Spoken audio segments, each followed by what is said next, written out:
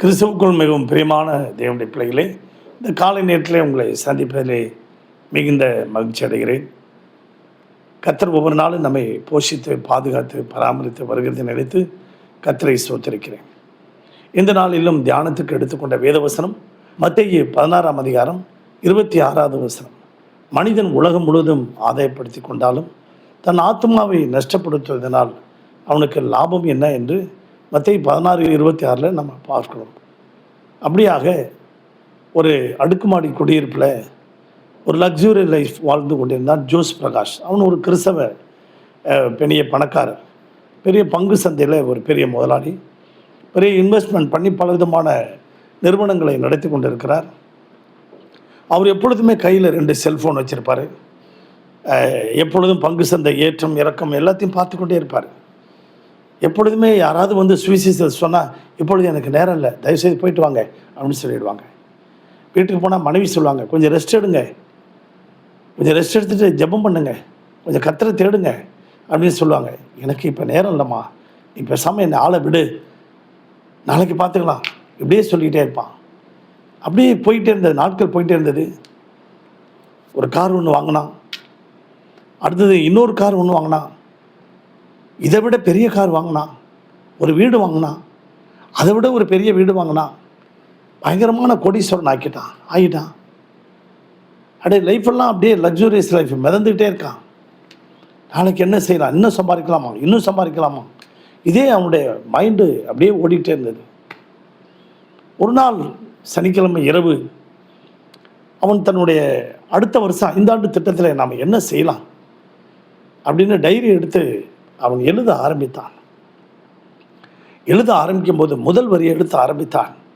இன்னும் அடுத்த 5 ஆண்டில் அவன் அந்த பால்கனியில் நின்றுக்கிட்டு சம்பாதித்த பண்ணை வீட்டில் நின்றுக்கிட்டு எல்லாத்தையும் வயல்வெளிகளெல்லாம் பார்த்துட்டு தன் சம்பாதித்த சொத்துக்களெல்லாம் பார்வையிட்டு கொண்டு அடுத்த 5 ஆண்டுக்கு என்ன செய்யலாம் அப்படின்னு வந்து யோசனை பண்ணி கொண்டு டைரியில் எழுதுகிறான்.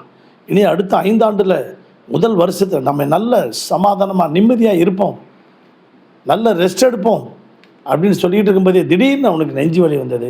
அப்படியே அவன் ஹார்ட் அட்டாக் ஆகிட்டான். திடீர்னு மயங்கி விழுந்தான், இறந்துட்டான். ஆனால் அருமையான தேவனுடைய பிள்ளைகளே, அவனுடைய ஆத்மா அவன் நரகத்துக்கு போயிடுச்சு. அவன் பாதாளத்தில் போய் வேதனைப்படுகிறான்.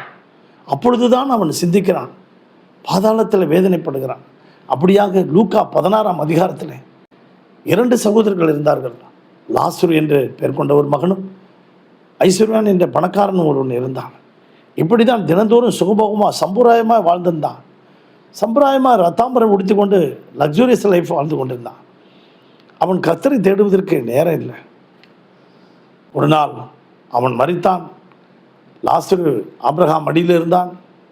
இந்த ஐஸ்வர்யான் நரகத்தில் போய் அவன் பாதாளத்தில் வேதனைப்படுகிறான். அங்கிருந்து ஒரு ஜெபம் பண்ணுகிறான். ஆண்டவரே, நான் இங்கே வந்துட்டேன், என் கூட பிறந்த சகோதரர்கள் பூமியில் இருக்காங்க, அவர்களும் இந்த வேதனை உள்ள இடத்துக்கு வராதபடிக்கு நீர் யாரையாவது அனுப்பும் என்று சொன்னான். அப்பொழுது அவர்களே மோசே போன்ற தீர்க்கதரிசிலாம் ஊழியக்காரர்களை வைத்திருக்கிறேன், நீ பூமியிலே நீ நன்மையை அனுபவித்தாய், இப்பொழுது தீமையை அனுபவிக்கிறாய் என்று சொன்னான். நீ பூமியிலே உனக்கு கொடுத்த ஆயுசு நாட்கள், உனக்கு கொடுத்த காலங்கள், உனக்கு கொடுத்த நேரங்கள், நீ என்னை தேடாமல் விட்டுவிட்டாய், பணத்தையே தேடி ஓடினாய், பணம் புகழ் ஆஸ்தி இதை தான் நீ தேடி ஓடின, ஆனால் என்னை விட்டுட்ட மகனே அப்படின்னா. பாதாளத்தில் அவன் வேதனைப்படுகிற போது தூரத்திலே லாசருவை கண்டு அந்த பரலோக காட்சியை அவன் பார்க்கிறான். இந்த சத்தத்தை கேட்டுக்கொண்டு இருக்கிற அன்பு தேவனுடைய பிள்ளைகளை, நீங்களும் நானும் வானத்தை பூமி உண்டாக்கின சர்வ வல்லவரை தேடுவோமாக, சர்வ வல்லவருக்கு நாம் முதலிடம் கொடுப்போமாக, அதிகாலையில் அவரை தேடுவோமாக. எழுந்திருச்சோனையும் பரிசுத்த ஆவியானவரே, என்னை என் மனைவி பிள்ளைகளெல்லாம் உங்களுடைய கரத்தில் ஒப்பு கொடுக்கிறேன் என்று சொல்லி அந்த நாளை அர்ப்பணித்து விட்டு ஜெபம் பண்ணிட்டு போங்க. ஆவியானவர் உங்களை பொறுப்பெடுத்துக் கொள்வார், ஆவியானவர் உங்களை ஆளுகை செய்வார், ஆவியானவர் உங்களை வழி நடத்துவார்.